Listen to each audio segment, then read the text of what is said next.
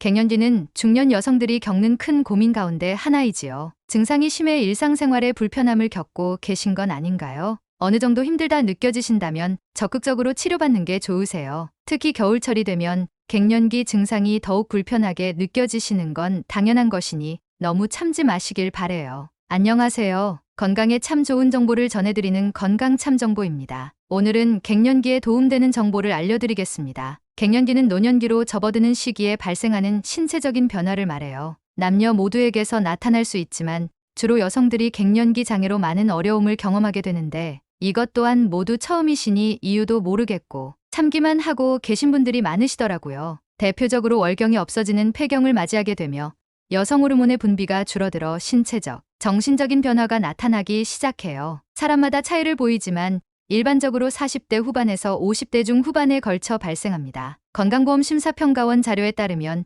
1년 동안 갱년기 장애로 의료기관을 찾은 환자 수는 약 40만 명으로 집계된다고 해요. 연령별로 보면 50대 환자 수가 전체 환자의 60%를 차지하며 가장 많은 부분을 차지하고 있어요. 60대 환자는 약 10만 명으로 두 번째로 많았으며 40대 환자가 약 6만 명으로 그 뒤를 잇고 있어요. 갱년기 증상의 원인은 여성의 생식기관인 난소의 노화와 관련이 있는데요. 난소에서 생성되는 여성 호르몬인 에스트로겐과 프로게스테론은 월경을 조절하고 뼈 건강을 유지하는 등 여성 건강과 밀접한 관련을 맺고 있어요. 하지만 이 같은 여성 호르몬이 노화로 인해 생성과 분비가 줄어들면서 몸 상태의 변화가 느껴지기 시작하는 거예요. 갱년기는 폐경을 전후로 일정 기간 이어지는데 보통 마지막 생리 이후 1년단 생리가 진행되지 않은 경우를 폐경이라고 해요. 갱년기에 접어든 여성들이 가장 많이 느끼는 증상 중 하나는 얼굴이 붉어지며 화끈거리는 현상이에요. 안면홍조라고 많이 들어보셨죠? 얼굴 외에도 목, 머리, 가슴 부위까지 열감이 나타나며 이유 없이 식은땀이 흐르기도 하니 얼마나 힘드시겠어요. 이로 인해 밤에는 쉽게 잠이 들지 못하게 되고 자신도 모르게 신경질적으로 정서가 변하기도 한다고 해요. 또 여성 호르몬의 감소로 뼈의 밀도가 낮아져 골다공증의 위험이 커지게 되고 근육과 뼈의 통증이 자주 발생하게 되니 동시에 많은 말 못할 고통이 혼자 감당하시기 힘들 정도이실 거예요. 특히 겨울철에는 실내외의 높은 기온 차로 인해 얼굴이 붉어지는 안면홍조 증상이 더욱 두드러지게 나타날 수 있어요. 겨울철 빙판길 낙상사고 역시 뼈가 약해져 있는 갱년기 여성들에게는 심각한 부상으로 이어질 수 있는 거예요. 그래서 겨울철 외출 시에는 적정 체온을 유지할 수 있는 복장을 갖춰 몸이 느끼는 실내외 온도 차를 최소화하는 게 바람직하다고 말씀드려요. 근력을 강화할 수 있는 운동을 꾸준히 하는 것은 낮아진 골밀도를 대체해 골절 같은 치명적인 부상을 방지할 수 있는 최선의 방법이라 할 수 있어요. 근력 운동을 특별히 못하신다고 해도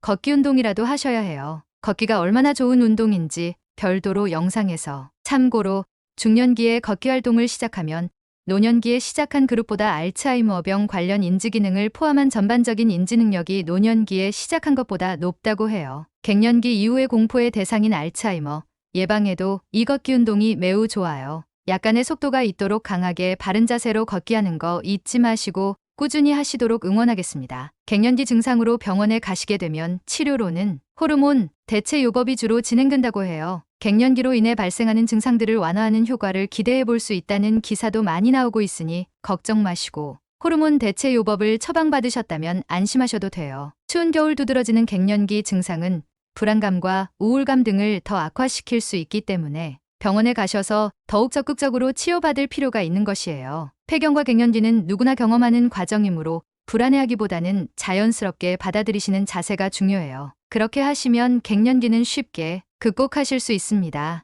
여성 호르몬제 치료를 받는 것 다음으로 중요한 것이 식습관이에요. 식습관만 잘 관리해도 호르몬과 콜레스테롤, 수치 조절에 도움을 받을 수 있으니 알려드리는 원칙을 잘 실행하시길 권장드려요. 122원칙을 따라해보세요. 식사할 땐 122원칙으로 하시는 거예요. 콩은 하루 한 번 이상, 우유와 뼈째 먹는 생선은 하루 2회 이상, 등푸른 생선은 일주일에 2회 이상 섭취의 뜻이에요. 콩에는 식물성 에스트로겐인 이소플라본이 풍부하고 콩에 든 식물성 에스트로겐은 체내에서 여성 호르몬 에스트로겐과 비슷한 작용을 해 폐경 증상을 완화하는 데 도움을 주어요. 두부나 두유 형태로 섭취해도 좋아요. 우유와 멸치정어리 등 뼈째 먹는 생선에는 뼈, 건강에 좋은 칼슘과 비타민 D가 풍부해서 뼈가 약해지지 않게 하려면 하루 2회 이상 먹는 게 좋아요. 고등어 등 등푸른 생선은 오메가3 지방산이 매우 풍부해요. 갱년기에 우울증과 심혈관 질환 발생 위험도 커지는데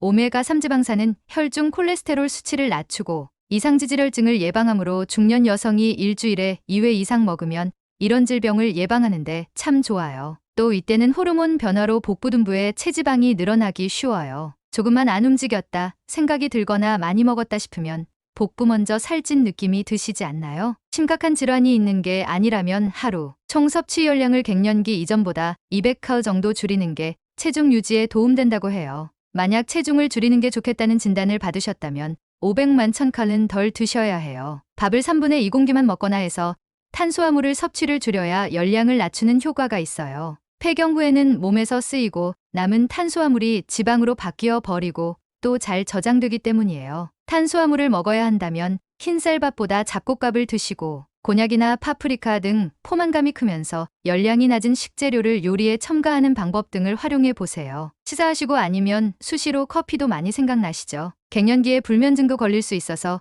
카페인 섭취량을 줄이시는 게 좋아요. 커피는 하루 한 잔만 마시고 청량음료는 아예 안 드시는 게 좋아요. 커피나 청량음료 속 카페인은 몸을 각성 상태로 만들어 수면을 방해할 뿐 아니라 칼슘을 체외로 배출해 골다공증을 유발할 수 있기 때문이에요. 디카페인 커피나 따뜻한 물을 대신 마시는 방법을 사용해 보세요. 편식하지 않는 것도 중요하니 골고루 드셔야 해요. 하루 3번의 식사를 다 콩으로 먹는 등 좋다고 들은 방법을 하나만 계속 드시는 경우도 있는데 그게 오히려 몸에 해로울 수 있어요. 오늘 말씀드린 내용은 갱년기 때 챙겨야 하는 음식과 그 이유를 설명드렸어요. 갱년기는 자연스러운 우리 몸의 변화이니 자연스럽게 운동과 식습관 관리로 이겨낼 수 있습니다. 콩은 하루 1번 이상, 우유와 뼈째 먹는 생선은 하루 2회 이상, 등푸른 생선은 일주일에 2회 잊지 마세요. 혹시라도 많이 힘들다 생각이 드신다면 병원 치료는 어려운 것이 아니니 적극 활용하셔야 한다는 점 말씀드렸고요. 적당한 근력 운동과 긍정적인 마인드도 잊지 마세요. 오늘 영상이 도움이 되셨다면 소중한 분께 이 영상을 보내주세요. 감사합니다. 따뜻한 연말 보내세요.